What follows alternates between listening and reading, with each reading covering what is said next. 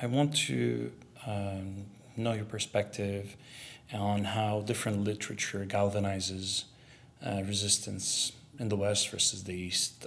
In a recent discussion on the Katie Halper show, Norm Finkelstein, Professor Norm Finkelstein, referenced Rousseau's second discourse on equality while talking about the Yemeni blockade of the Red Sea in support of Palestinians. Finkelstein highlighted the profound observation: men would be monsters were it not for the natural feeling of pity. The more educated you become, the more you rationalize not doing anything when others are suffering. If a person gets murdered outside a philosopher's window, the philosopher puts his hand to his ears and says to himself, "Perish if you will, I am safe." The prudent man walks away.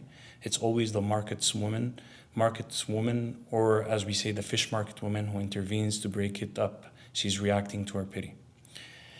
To me personally, it's not just pity, it's love. But I'm interested in dissecting that interplay between these two different and perhaps contradictory views that both support the Palestinian cause in their own ways.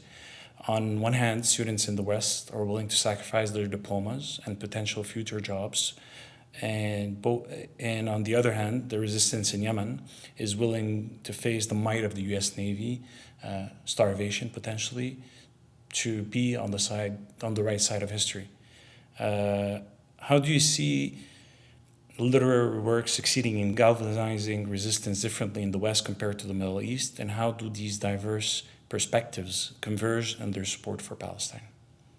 It's a big question. You asked a big question, and I think it's interesting. You bring up the idea of pity, you bring up the idea of love, right? And I think that if we want to kind of delve into the human psyche is probably too big of a question for the podcast, but it's interesting, right? Because when I look at kind of all the people that I've talked to in these past months, and like my colleagues and friends, family, students, right? So many people, it is true that people engage the way that they engage, and they do the things that they do for many different reasons, right? We don't all have the same reasons. So there are people who maybe engage this question and think about Palestine in relation to feelings of pity, right? For sure. Some people maybe engage like that, and others from love.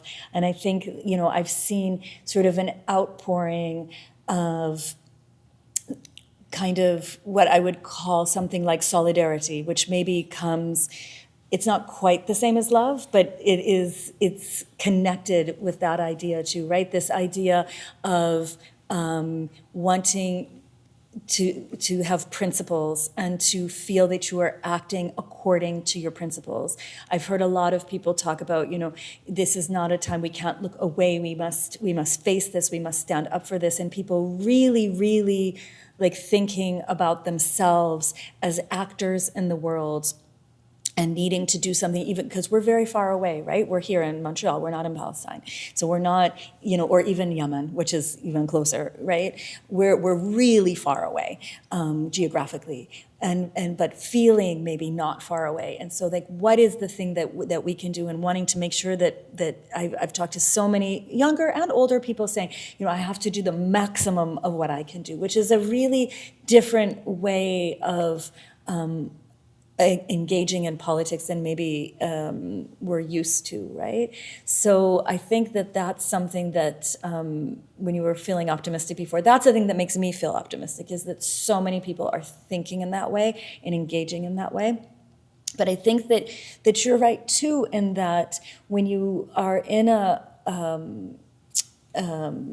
space that feels far, right? So again, here people are from all different origins and all over the world in different backgrounds and so on. So it's a very mixed kind of community that we live in, but we're far, compared to people who are right close by.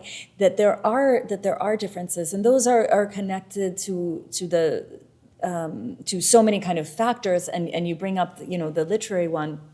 I think that people when people create literary works, and people engage literary works in a lot of different ways as well. And the way that they relate to those also is informed by those cultural differences that we grow up with, right? And that we are surrounded by, and what our school systems, teach us, and so on. So it's not that they're the same. I don't think that that's exactly the same, but I think that there's something inside of literature that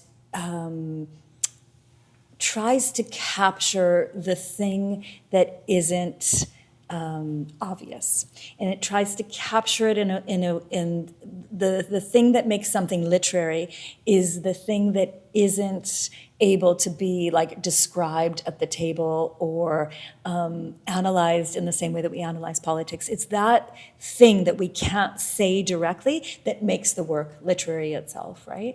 And that kind of intangible thing is why we spend so much time analyzing literature, because we want to figure out what moves people. Like, what is that thing that moves people? And it's a combination, of course, of the ideas, the way that they're expressed, the language, and we do that in all different ways in different languages and literary traditions and so on. But there is that intangible, special thing that we identify across the world, and that's why we spend so much time analyzing it. And of course, we haven't figured out the exact key, or none of us, people like me don't have a job anymore.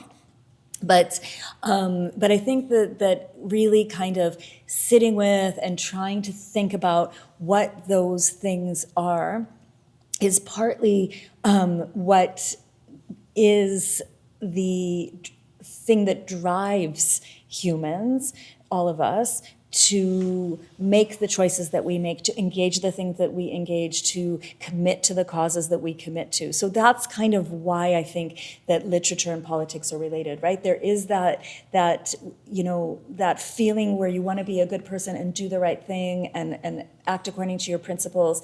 It's a similar kind of process to expressing in a work of literature the bigger idea, the more important idea than just the words on the page. That's a bit how I see the connection.